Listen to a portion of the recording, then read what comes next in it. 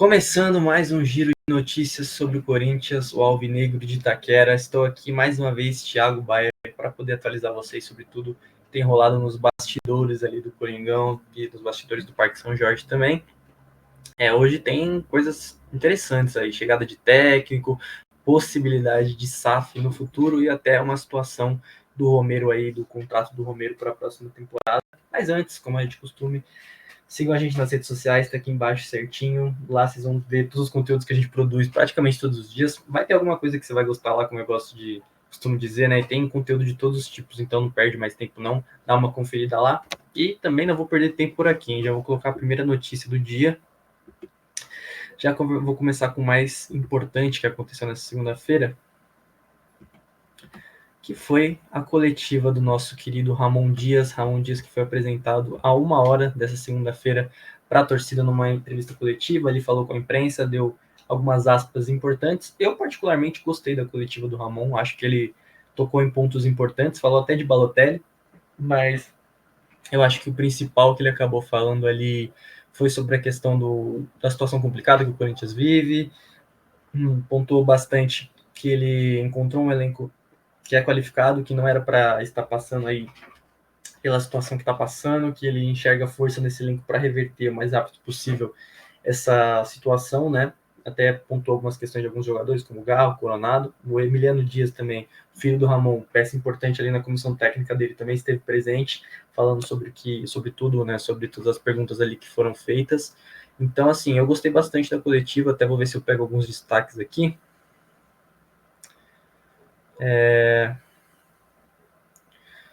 Aqui, ó. Vamos para a primeira fala de destaque, que ele fala um pouco do trabalho que ele pretende implementar nessa chegada ao Corinthians, né? Então, chegamos a um clube que não está na início da temporada, mas o futebol é dinâmico. Se outro treinador não tivesse maus resultados, não estaremos aqui. É a situação onde estamos, que necessita de uma dinâmica, de uma responsabilidade grande. Todos querem melhorar, todos estão trabalhando 100% para recuperar. Os jogadores entendem que tem uma grande responsabilidade com o clube e com a torcida. Não há tempo a perder, tem que ser rápido a equipe entender a situação que está e para sair. Tem que ser rápido para a equipe entender a situação que está para sair. Eu gostei bastante que o Ramon pontuou que os jogadores estão sim cientes e preocupados com a situação atual do clube ali na zona de rebaixamento, né? Então isso acho que dá uma tranquilizada um pouco no torcedor corintiano, porque para não dar aquela sensação que os jogadores não estão nem aí, né, por tudo que está acontecendo, ele disse que os jogadores estão sim comprometidos e querem reverter essa situação, né? Então acho que isso é um ponto positivo aí que dá uma tranquilizada no torcedor. E além disso, o próprio Emiliano disse que encontrou uma situação mais estruturada no Corinthians, né? Ele deu o exemplo do Vasco, que quando ele chegou, precisaram chegar 9 jogadores aí junto para poder dar uma encorpada no elenco. Ele disse que vão ser feitas contratações, eles já passaram algumas listas de reforços aí, o Corinthians já tem contratado, mas que eles encontraram um time com estrutura, né? Então dá para ver que o Antônio Oliveira, querendo ou não, ele deixou alguma herança para o seu sucessor, né? Vamos ver aqui se a gente pega mais algum destaque do Ramon nessa coletiva para comentar. Que é sobre a situação no Vasco, acho que não interessa muito o torcedor corintiano, né? Ele falou sobre a questão de ter sido demitido pelo Twitter e tudo mais, que o Vasco até deve dinheiro para ele ainda. Vamos ver, desafio no Corinthians aqui. A nível mundial, sabe o que é o Corinthians como clube, como instituição, a estrutura que tem, é uma equipe grande, sempre brigando por coisas importantes. Coisas importantes que fez a gente vir para este clube. Nós também vimos uma oportunidade de vir no Mundial de Clubes, então quer dizer, ele pontuou isso que eu achei interessante. Ele disse que quando ele estava no Mundial ali de clubes, pelo menos foi o que eu entendi, que nós vimos a oportunidade de vir no Mundial de Clubes, gostamos da oferta, sabemos que é um grande clube, que quando ele estava, pelo que eu entendi aqui nessa fala, que quando ele estava no Mundial de Clubes pelo Al Hilal ali, o Corinthians fez uma sondagem para ele, mas acabou não dando certo nesse primeiro momento, mas ficou ali e agora deu certo e ele veio treinar o Corinthians. Foi o que eu entendi que ele pontuou ali. Isso é o que queremos, gostamos do desafio, gostamos das equipes grandes e vamos dar o máximo da nossa capacidade para sair rapidamente dessa situação. Então já mostra que ele está querendo trabalhar ali, está realmente empenhado. Ele fala um pouco da divisão do trabalho com o filho e tal, mas acho que isso não vem muito ao caso. Outro ponto que eu acho importante a gente falar aqui, que ele pontuou ali na coletiva, né, foi sobre a questão do Balotelli. Ele disse que Isso foi muito discutido fora, né, na imprensa, nas redes sociais e tudo mais, mas parece que dentro do clube isso não foi discutido internamente ali, então ele mesmo colocou, acho que um ponto final nessa história. Eu acho que isso era muito importante que fosse feito para que isso não se nossa história não se tornasse mais uma novela e aí se perdurasse por mais tempo. Aborrecendo ali o torcedor, né? Ele falou que não conta com o Balotelli para os planos futuros, então é isso. Ponto final nessa história. Caso Balotelli encerrado, eu acredito que agora não vai ter mais nenhuma reviravolta, né? Acho que esse é o fim mesmo da possível passagem de Balotelli pelo Corinthians, mas acho que ficou por isso mesmo. Agora, temos que ver um pouco do trabalho dele para ver o que ele vai fazer, né? Um técnico com muita história, com trabalhos recentes bons também, principalmente no Vasco no ano passado, né? Numa situação muito parecida com o Corinthians. Eu acho que tem tudo para dar certo, cara. Sinceramente, eu acho que é um bom treinador, tem uma boa comissão técnica também, é um cara que entende a situação que o clube está passando, então a gente precisa dar um pouco de voto de confiança para ele aí e ver o que ele vai se propor a fazer nesses primeiros jogos, né? Que o Corinthians precisa pontuar urgentemente para poder tentar o mais rápido possível sair dessa situação que não é muito confortável, né? Vamos para a próxima notícia aqui.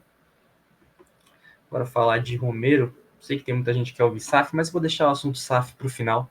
Vou falar de Romero agora, que é capitão do time, né? Nesse momento, sem muitas lideranças no elenco, o Romero acabou se tornando capitão. Por que Romero não pode assinar um pré-contrato com outro clube e deve renovar com o Corinthians? Sim, provavelmente o Romero deve renovar com o Corinthians e eu já vou explicar, a gente já vai ler aqui no caso, depois vou falar um pouco sobre o porquê disso, né? Romero tem contrato com o Corinthians até 31 de dezembro de 2024, fim desse ano aqui. O clube ainda não procurou o Paraguai para uma renovação, mas isso sequer pode ser necessário.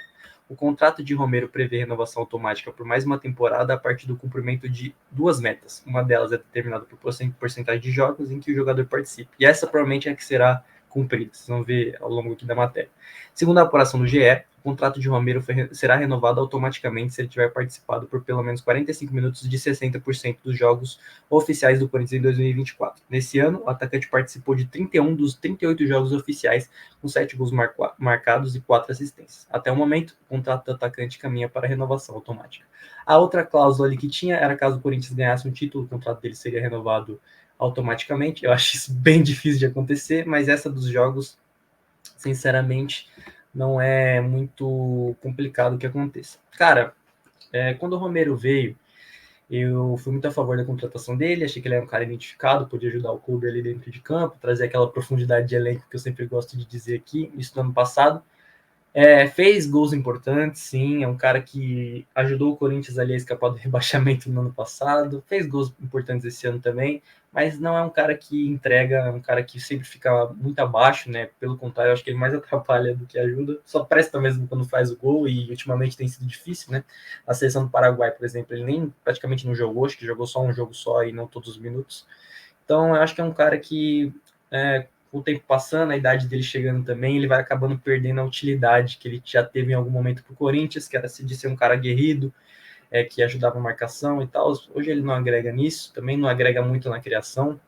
É um jogador muito limitado e não tem feito gols, né? Então, sinceramente, acho que essa renovação, no fim das contas, vai acabar sendo pior para o Corinthians do que para o Romero, né? Para ele vai ser bom continuar mais um ano, eu imagino, que ele queira ficar, mas para o Corinthians eu acho que o ideal seria buscar novos ares para o Romero, mesmo com essa renovação, talvez tentar achar uma transferência, uma troca, sei lá, porque eu acredito que tem outros jogadores que possam vir e agregar mais do que o Romero tem agregado, né? Porque, sinceramente, tem sido praticamente nada. Né?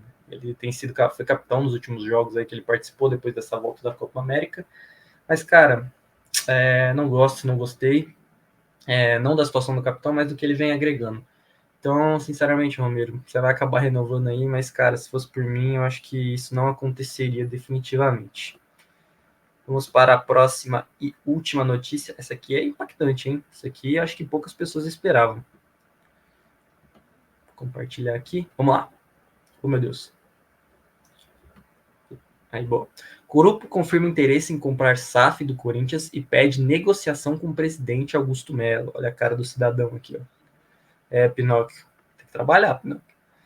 A OTB Sports confirmou interesse em intermediar o negócio para a aquisição do Corinthians, com abertura de capital para os torcedores do futuro, além de pagar as dívidas do clube, que giram em torno de 1,5 bilhão, somando a Neoquímica Arena.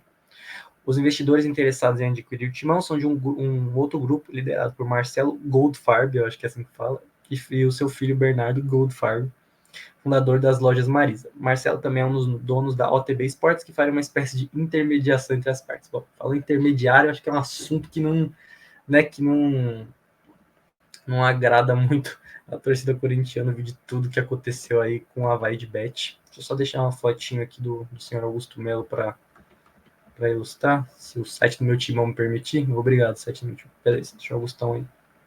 Bom, cara, eu acho que uma SAF nesses modelos, pagando a dívida do Corinthians e liberando ações aí para que os torcedores possam comprar na bolsa e tudo mais, cara, eu acho isso sensacional.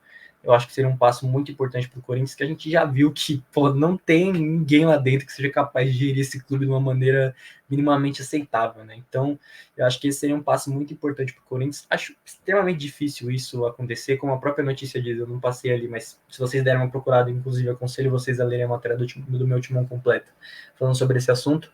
Esse tema nem foi passado para frente, né? Nem chegou direito no Augusto Melo, então acho também difícil que chegue. E a gente viu também que, por exemplo, ontem o Romeu Tuma Júnior, né, diretor do conselho, se eu não me engano, esse é o cargo dele, foi lá no Mesa Redonda e falou que era contra a chegada de um CEO no clube, né? Então, cara, se os caras são contra a chegada de um CEO, imagina a venda do time para uma SAF, né? Você acha que essa galera vai querer o poder que tem lá dentro? Dificilmente isso vai acontecer, né? E além do mais, o Corinthians nem tem uma legislação, não está legalmente apto ali, né? Não tem a meu Deus do céu, velho, a dicção hoje foi embora totalmente. Não tem a legislação necessária para poder efetivar uma venda do esporte, né, do próprio clube para uma empresa e tudo mais. Então, um movimento enorme teria que ser feito, passar por todos os conselheiros que estão ali dentro, teria que ser uma coisa assim gigantesca. Então, sinceramente, acho muito difícil que isso vá para frente. Se isso for acontecer algum dia, vai ser daqui a muitos anos. Eu acho difícil que isso aconteça brevemente, né? E eu vejo também esse movimento aí como uma manobra, talvez, de um dos lados políticos aí do clube, para aproveitar esse momento momento conturbado aí da gestão Augusto Melo, né?